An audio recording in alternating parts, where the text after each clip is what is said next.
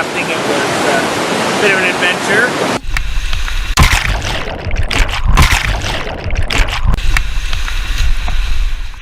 Actually, we went once after that. It's always an adventure, but we're heading out. We're going to use the Berg Lake Trail to access the real backcountry. So here we are crossing the Robson River. We'll keep you posted. Alright, so just pulling up at Kenny Lake, and it's looking like a beautiful evening. Good morning. We're at Kenny Lake here. Arrived in the dark, and nice little campsite. Other than all the people, someone made the great decision to have a little food in the tent, and had a mouse bugging us at 2 o'clock in the morning. We got about 9 kilometers into Berg now, to the Marmot campsite where we got our cancellation permits. The hike up to Berg Lake is pretty easy. After that, there's 3 or 4 possible routes over the mountains to the Moose River, and we're not sure which one will actually work. After we figure out a way to get across the mountains, the plan is to packraft down the Moose River. We just passed Whitehorn and starting to get into the Valley of 1,000 Falls, I think they call it. And it's a pretty nice place to be. There's Luke coming now. Anytime we get delayed on a trip, Ben blames it on me. I think that's actually why he brings me along.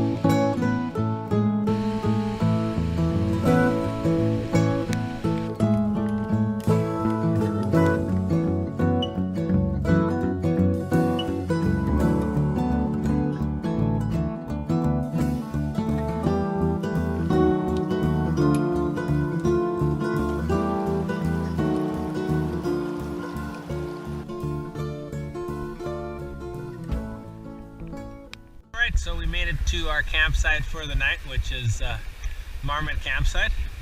It was the only one we got on the cancellation permit, but it's nothing wrong with that. It's pretty nice at Berg Lake.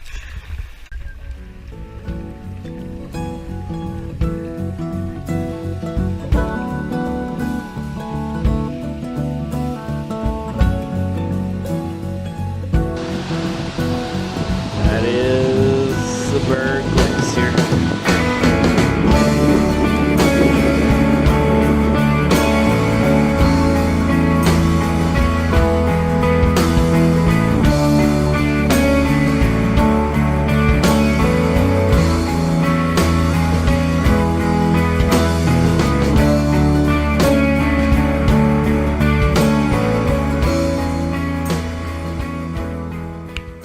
So the big question for day 3 is, how do we get across the mountains?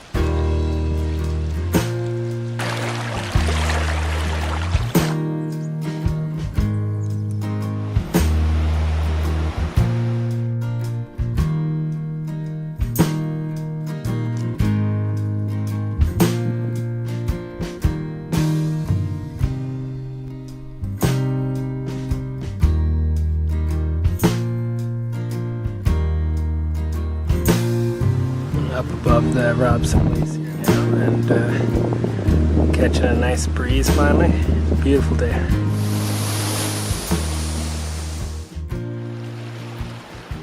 So this is the view from Snowbird Pass. Pretty amazing. Alright, so we just descended kind of a pretty steep talus slope from Snowbird Pass, and onto the Reef Icefield. Coleman Glacier is going out that way, Reef going out that way, and so far it looks good. We'll see if we get stuck by any crevasses, but if it works out, we're going to save ourselves a lot of time. So looking forward to it.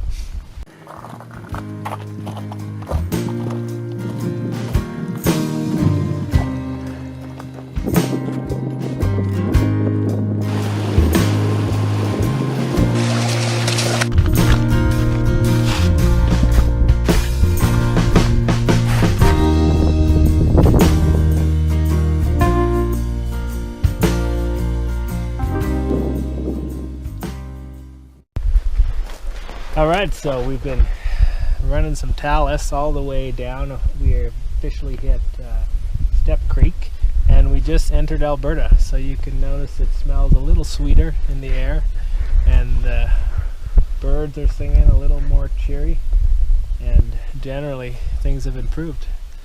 Alright.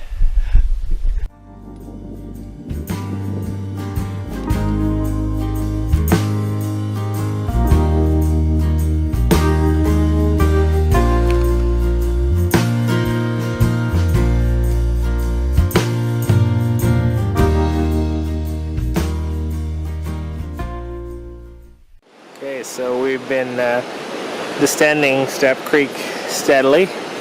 Went down the scree first, now we're in the bush, and it's feeling eerily reminiscent of last year with the Wood River, but significant gorge in here.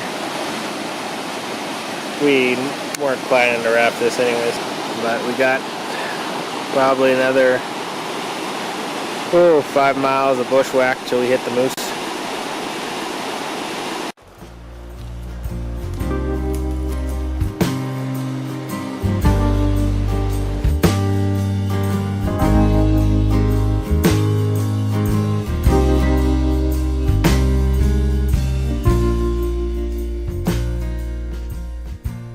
So we found this victim of a bear attack. All of a sudden it was hailing. Came out of nowhere. It actually looked like it was clean, but being so close to the mountains here, the thunderstorms can come in with vengeance. I'm not sure where Luke is, but he's not in here, so hopefully he's alright.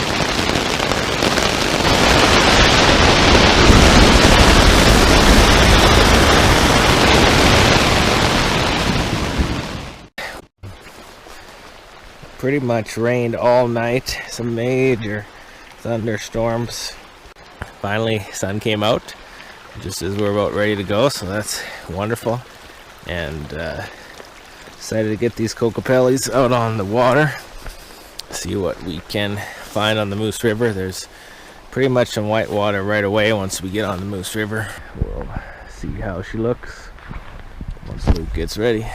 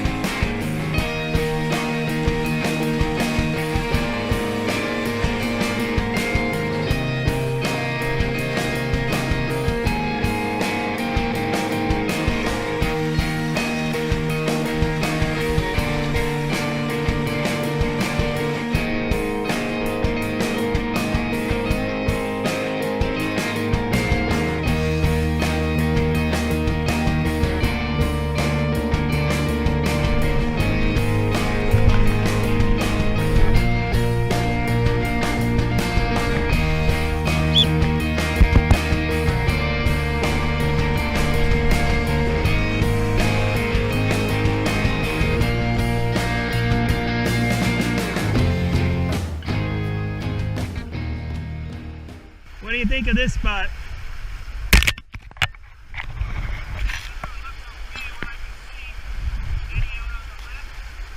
I'm still gonna eddy out on that eddy I was talking about.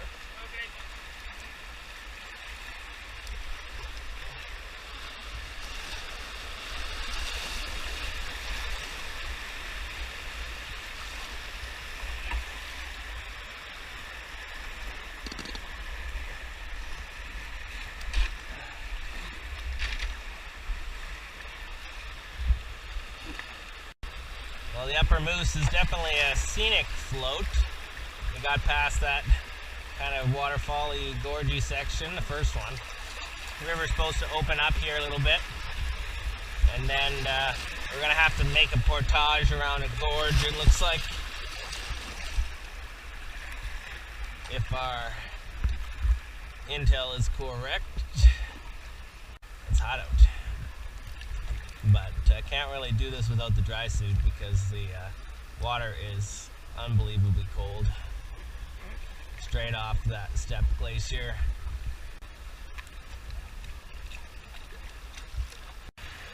So a free pack rafting tip for you. When you're in really bony stuff, like what we just went through, where it's shallow, deflate your boat a little bit. Especially if you have a self-bailer like I do with a solid floor. There's less chance of popping your boat if it's a little more soggy, because it'll go around the corner of the rock. I wish I had learned that for the Wood River. And the handling is still pretty good because my inflatable floor, I still have it full stiffness, so that preserves your rigidity on your floor. You have to be probably a little bit more careful if you have an alpaca or something without an inflatable floor.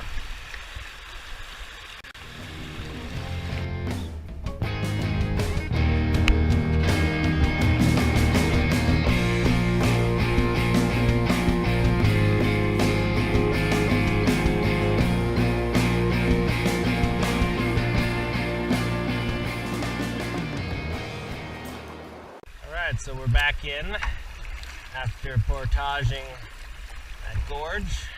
We're approaching that burn. I knew there was a burn in here somewhere. You can see it's up on that mountain over there. So I know further down it comes right down to river level. So we're hoping it's not trees all over the river. Call technical packrafting. This is where the self-bailer really is quite nice. It's just easier to get in and out of, which is going to be required fairly often in this type of stuff.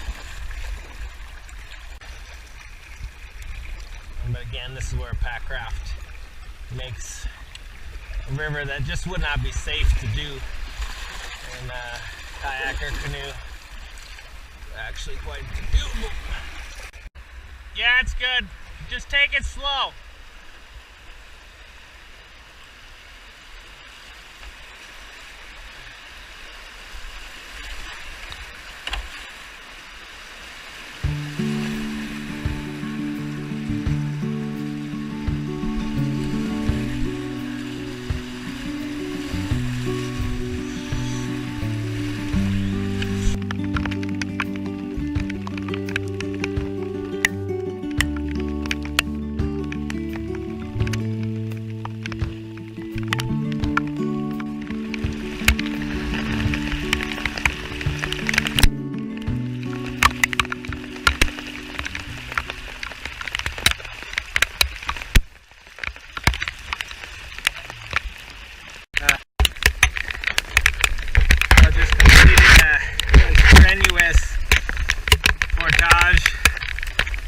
The trail through this wicked burn, going around the waterfall. Not sure where Luke is. He's a little slower through the brush, but yeah, glad that there is a trail. Alright, completed that portage. Now we're back on the river. It's flat right here. Luke thinks there's another set of waterfalls. I think he's crazy, but we'll find out. That's a great Canadian beaver. Maybe I can catch it. Have a little snack.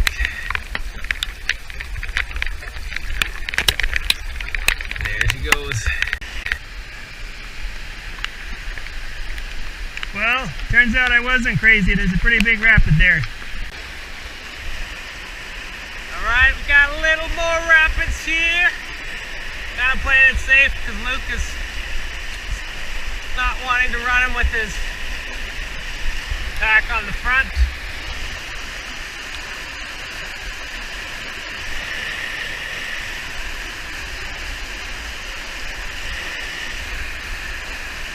I think I can sidestep them all carefully.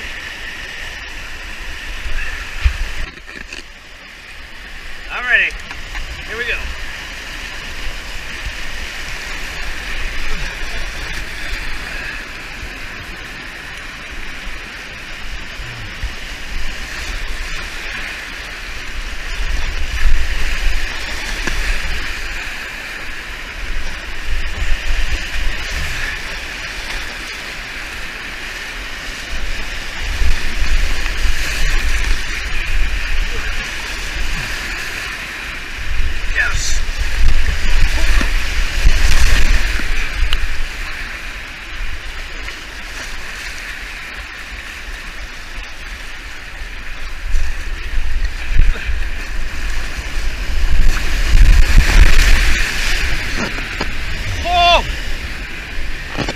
Thank you, Jesus! Woo! Didn't see that coming. Woo!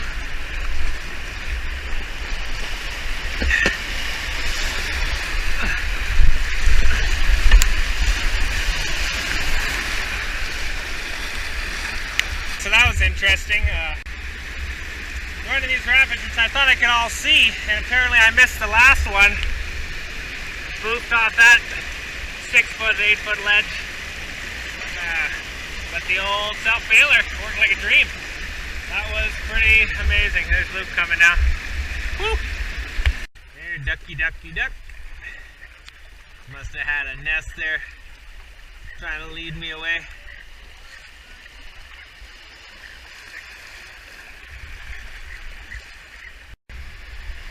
Alright, so we just got off the river. It is 8:44.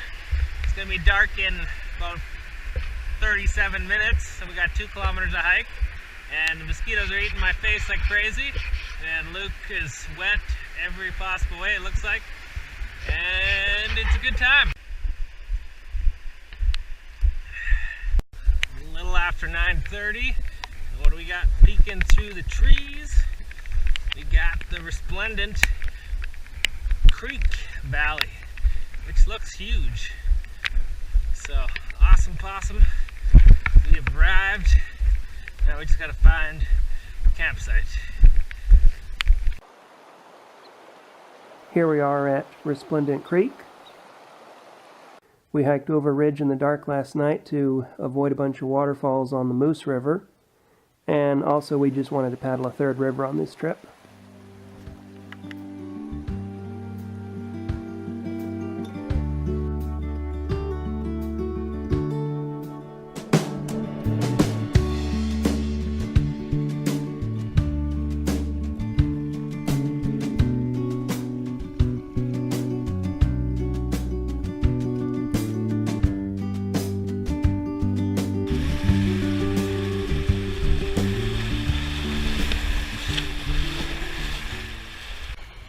Okay, we're getting to where I marked constant rapids.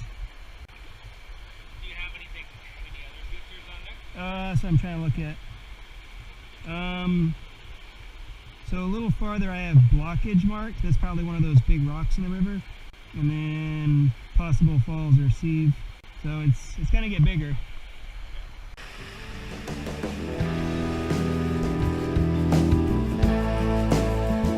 Aim for that one.